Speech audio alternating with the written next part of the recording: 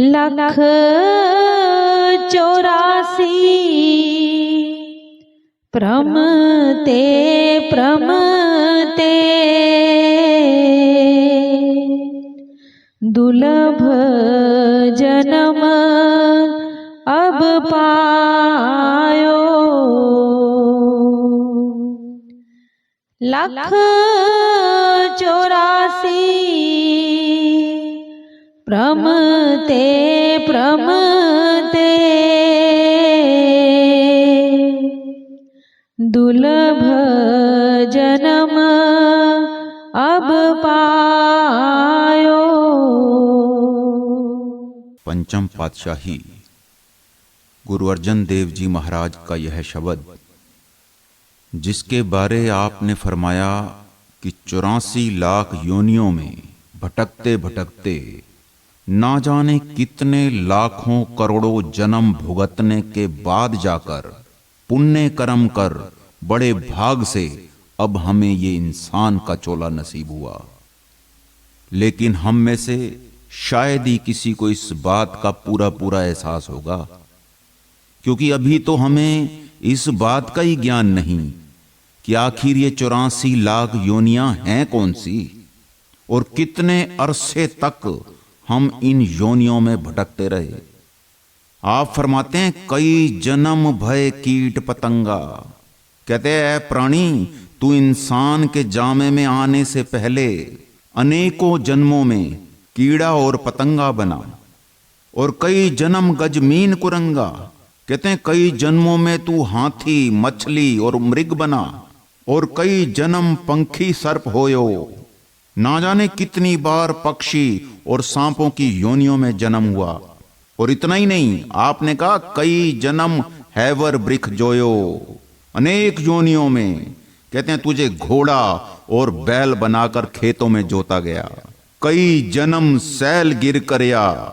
कहते हैं कई जन्मों में कई बार तुझे चट्टानों और पहाड़ों में उत्पन्न किया गया। और इसके अलावा आपने कहा कई जन्म गर्भ हिर खरया। कहते हैं कई जन्मों में तो तेरी मां का गर्भ भी गिर गया। कई जन्म साख कर उपाया। ना जाने कितने तरह की वनस्पति है। कहते हैं कई जन्मों तक तो तू वनस्पति यानी पेड़ पौधे ही बनता रहा, यानी सर्दी गर्मी आंधी तूफान ही झेलता रहा। लख 84 जून भरमाया। कहते हैं इस तरह तू 84 लाख योनियों में अनंत जन्मों तक भटकता रहा। अब ऐसा केवल पंचम पातशाह का ही कहना नहीं, बल्कि स्वामी जी महाराज भी अपनी वाणी में यही फरमाते हैं कि यह तन दुर्लभ तुमने पाया। कहते हैं कोट जन्म भटका जब खाया। इसलिए आपने साथ में हिदायत भी दे दी कि अब या को बिरथा मत खोवो। कहते हैं चेतो छिन छिन भक्ति कमाओ, क्योंकि ये इंसान का चोला एक खास मकसद के लिए बख्शा गया। और उस मकसद बारे आपने फरमाया कि मिल जगदीश मिलन की बरिया, चिरन काल एह देह संजरिया। कहते हैं बहुत लंबे अरसे के बाद जाकर अब तुझे ये दुर्लभ जन्म यानी बड़ा ही अनमोल मनुष्य का चोला नसीब हुआ, जिसे पाने के लिए देवता भी तरसते हैं। और वो इसलिए क्योंकि इसी इंसानी जन्म में ही भक्ति द्वारा इस 84 के चक्र से, जन्म मरण की कैद से हमेशा के लिए हम आजाद हो सकते हैं। इसके अलावा और किसी भी जामे में ये नियामत नहीं। इसलिए कबीर साहब ने फरमाया कि इस देही को सिमरें देव। देवता इस इंसान के चोले को पाना चाहते हैं। यकीन नहीं होता तो किसी भी धर्म के ग्रंथ पोथी वेद पुराण शास्त्रों को आप पढ़कर देख लो। सभी ने इस इंसानी चोले की महिमा गाते हुए फरमाया कि ये नर नारायणी देह है, यानी टॉप ऑफ द क्रिएशन, सृष्टि का सिरमोर, सृष्टि का सरताज, अशरफ उल मखलूकात कहकर बयान किया। लेकिन इसके बारे हमें किसी भी स्कूल कॉलेज में पढ़ाया नहीं गया। यही कारण है कि इतना अनमोल अवसर और इतना दुर्लभ जन्म पाकर हम इसे व्यर्थ के कार्यों में खर्च कर रहे हैं, जिसके बारे आप अगली कड़ियों में बता रहे हैं। रे मूड़े तू हो छे रस लपटायो, रे मूड़े तू हो छे रस लपटायो, अमृत संग बसत है तेरे, बिखिया स्यों उरझायो। आप फरमाते हैं, ओ मूर्ख इंसान, तू इतना बेशकीमती जन्म पाकर तू ओछे रसों में लिप्त हो गया। जहां तक ओछे रसों की बात आती है तो वो भी 36 किस्म के हैं, जिसका जिक्र करते हुए गुरु नानक देव जी ने फरमाया कि रस सोयना, रस रूपा कामण, रस परमल की वास। कहते हैं रस घोड़े, रस सेजा मंदर, रस मीठा, रस मास। कई प्रकार के रस हैं जिनके भोग के कारण शरीर का नुकसान, बुद्धि की हानि और सूरत में गिरावट का आना लाजमी है। और ये सब कुछ जानने के बावजूद अभी भी हमारे जबान के रस पूरे नहीं हो रहे, कपड़ों के फैशन खत्म नहीं हो रहे, आंखें रूप देख देख के नहीं रज रही। गुरु नानक देव जी फरमाते हैं, एते रस शरीर के घट नाम निवास। अभी तो शरीर को ही इतने रसों का चस्का लगा हुआ है, तो फिर नाम निवास कहां कर सकता है। और इन्हीं रसों की पूर्ति के लिए किए हुए कर्मों के कारण आज तक हमारा ये आवागमन का, जन्म मरण का चक्कर जारी है। और अगर आगे भी हमने इन्हीं ओछे रसों की चाहना में जिंदगी अपनी बिता दी तो इसका नतीजा क्या होगा। गुरु नानक देव जी फरमाते हैं, जेते रस शरीर के तेते लगे दुख। क्योंकि इन्हीं रसों की अधिकता के कारण ही रोग उत्पन्न होते हैं। परमात्मा ने ये रस भोग विलासों की पूर्ति के लिए नहीं, बल्कि शरीर को चलाने के लिए बनाए थे। इसलिए जब भी कोई इन रसों का ओवरडोज लेता है, वहीं से वो अपने अंदर रोगों को जन्म देता है। ऐसे में शरीर रोगी हो जाता है और मन भोगी हो जाता है। यही कारण है कि आज दुनिया का हर एक इंसान किसी न किसी रोग से ग्रस्त है। पंचम पातशाह के बोल हैं कि जो जो दिखे सो सो रोगी, रोग रहत मेरा सतगुरु जोगी। खैर बात लंबी ना हो जाए, इसलिए आप समझा रहे हैं कि अमृत संग बसत है तेरे, बिखिया सो उर्झायो। अचरज की बात यह है कि स्वयं परमेश्वर ने हम सभी के अंदर इन ओछे रसों से ऊंचा और सच्चा अमृत रस का भंडार जन्म से ही हमारे भीतर रखा हुआ है। लेकिन अपने अंदर उस अमृत को, उस हरि रस को लेने की बजाय गलत कामों में, विषय विकारों के रसों में उलझ गए। संत महात्मा हमारी दुर्दशा को देखते हैं, समझते हैं, जानते हैं। इसलिए पंचम पातशाह उपाय बताते हैं कि अमृत पियो सदा चिर जीवो। कहते हैं इन बहार के ओछे रसों को लेने की बजाय अपने अंदर बरस रहे उस अमृत की तलाश करो, उस हरि रस को पियो और सदा का सुख हासिल करो। लेकिन इसके बावजूद हमारी हालत क्या है, उसके बारे आप आगे फरमा रहे हैं। रतन जवेहर बन जन आयो, कालर लाद चलायो। इस इंसानी जामे में आने का केवल और केवल एक ही मकसद था कि इसमें बैठकर परमेश्वर के नाम रूपी रतन जवेहर का हमें व्यापार करना था।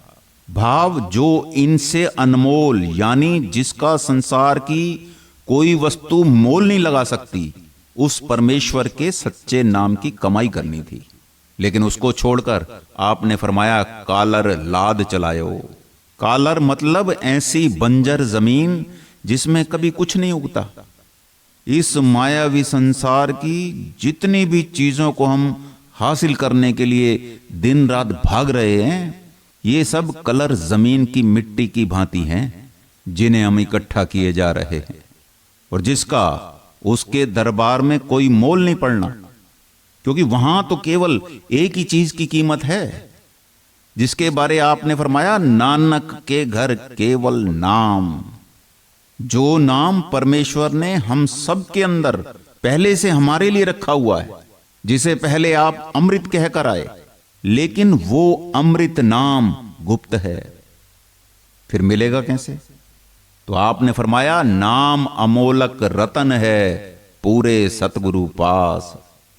सतगुरु से नाम का भेद लेकर उसी नाम को अंदर प्रकट करने की जरूरत है, क्योंकि यही नाम की दौलत हमारे काम आएगी, अंत समय भी हमारा साथ निभाएगी।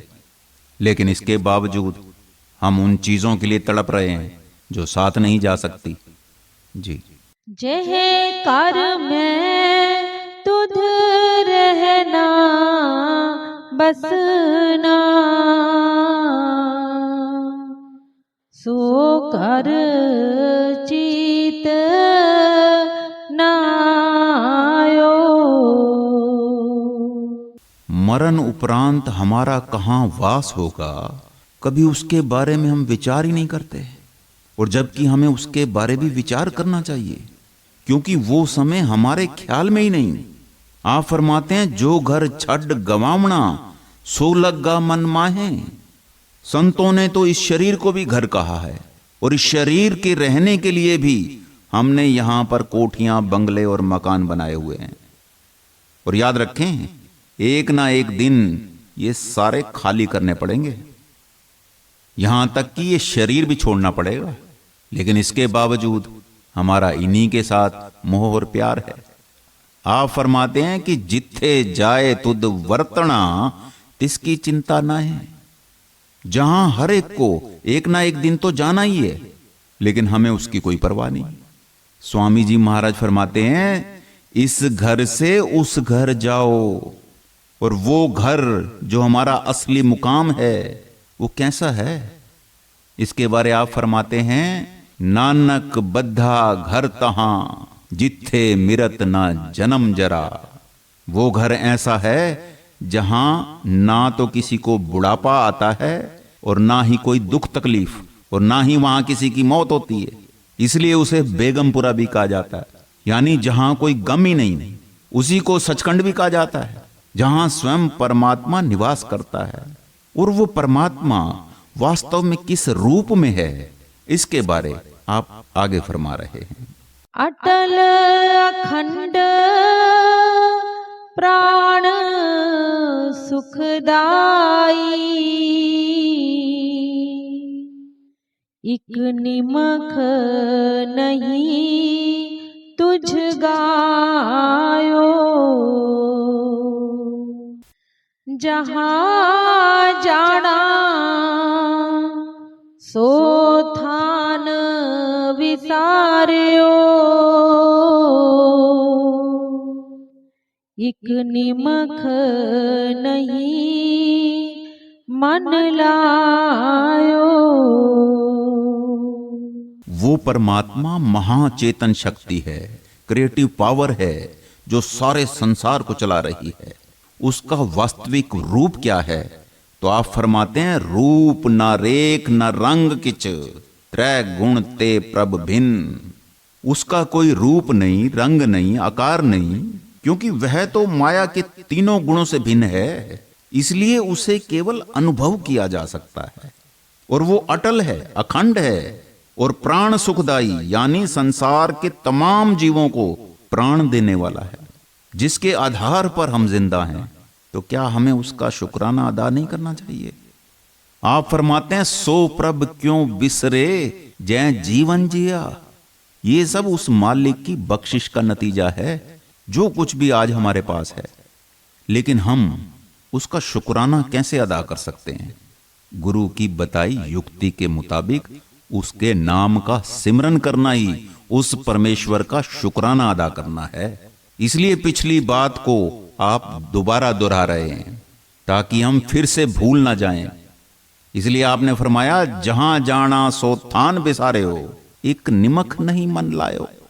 ये बात तो पक्की है कि एक ना एक दिन हमारी आत्मा ने ये लोक छोड़कर परलोक तो जाना ही है, लेकिन ये शरीर छोड़कर आखिर जाना कहां है हमें तो उसकी भी खबर नहीं। इसके बावजूद हमें उसकी कोई फिक्र नहीं। यहां से हमें अगर किसी दूसरे देश जाना हो, हम कई कई महीनों पहले तैयारियां शुरू कर देते हैं, लेकिन ये सब सुनने के बावजूद हमारे मन पर कोई असर नहीं। आप फरमाते हैं कि जहां तूने जाना है उस सच्चे स्थान को भुला दिया, और एक निमक यानी एक पल के लिए भी कभी उस परमेश्वर में मन नहीं लगाया। इसका क्या कारण है, ये आप आगे फरमा रहे हैं। पुत्र कलतर ग्रह देख समगरी, इस ही में है उलझायो। घर परिवार कारोबार आदि को देख देख कर हम जी रहे हैं। इन्हीं के मोह प्यार में उलझकर अपने असली मकसद को भूले बैठे हैं। पैदा परिवार में हुए, रहे परिवार में, सारी जिंदगी परिवार और कारोबार की ही परिक्रमा करते रहे, फिर मर भी कारोबार में गए। निरंकार तक की तो यात्रा ही शुरू नहीं की। और जबकि स्वामी जी महाराज हिदायत दिया करते कि कारज मात्र बरतो इन माहें, क्योंकि बहुत मोह में बहुत दुख पाई। लेकिन ये सब हकीकत जानने के बावजूद अभी भी हम इस संसार के मोह से छूट नहीं पाए। इसका क्या कारण है, ये आप आगे समझा रहे हैं। जित को लायो तित ही लागा, तैसे कर्म कमायो। जो पयो कृपाल ता साध संग पाया, जन नानक ब्रह्म त्यायो। असल में उस मालिक ने हमें जहां भेजा, जिस काम धंधों में लगाया, हम उसी में लग गए और उसी तरह के कर्म कमाने में लगे हुए हैं। लेकिन ये बात भी पक्की है कि संसारी के साथ बैठेंगे तो संसार ही पक्का होगा, परमार्थी के साथ बैठेंगे तभी परमार्थ पक्का होगा। जब से हम पैदा हुए बैठे ही संसारियों के साथ, इसलिए संसार पक्का होता चला गया, खबर ही नहीं लगी। लेकिन अब अगर हम परमार्थियों के साथ बैठेंगे तो परमार्थ भी पक्का हो जाएगा। आप फरमाते हैं जिस आप बुझाए सो बुझसी, निर्मल जन सोई। असल में ये सब उसकी मौज पर मुनस्सर है कि जिसे वो अपने साथ मिलाना चाहता है उसी पर कृपा करता है। क्या कृपा करता है, तो आप फरमाते हैं जो भयो कृपाल ता साध संग पाया, जन नानक ब्रह्म ध्यायो। यानी जिसको वो अपने साथ मिलाना चाहता है उसको किसी पूर्ण संत सतगुरु की संगत बख्श देता है। वाणी कहती है साध संग जो तुम्हें मिलायो तो सुनी तुम्हारी वाणी। ये उस मालिक की बख्शिश का नतीजा है जो हमें मनुष्य चोले के असल मकसद के बारे में ज्ञान हुआ और अपने असल का ज्ञान हुआ। देखो, परमेश्वर गुरु से मिलाता है और गुरु परमेश्वर से मिला देता है। कैसे मिलाता है? जब गुरु कृपा करता है तो जीव को उस ब्रह्म का भेद यानी परमेश्वर के सच्चे नाम की युक्ति सिखा देता है। और जो जीव पूरे भरोसे और विश्वास के साथ सतगुरु की बताई युक्ति के मुताबिक अभ्यास में लग जाता है, उसका नतीजा क्या होता है? तो आपने फरमाया जिन्नी नाम ध्याया गए मशक्कत घाल, नानक ते मुख उजले केती छुट्टी नाल। वो सदा सदा के लिए अपने असली घर, असली ठिकाने पर पहुंच जाते हैं, यानी मनुष्य जन्म के असल मनोरथ को पूरा कर जाते हैं। उनका मनुष्य चोले में आना सफल हो जाता है। जी। जित को लायो तित ही लागा, तैसे कर्म कमायो। जो पयो किरपाल ता साध संग पाया, जन नानक ब्रह्म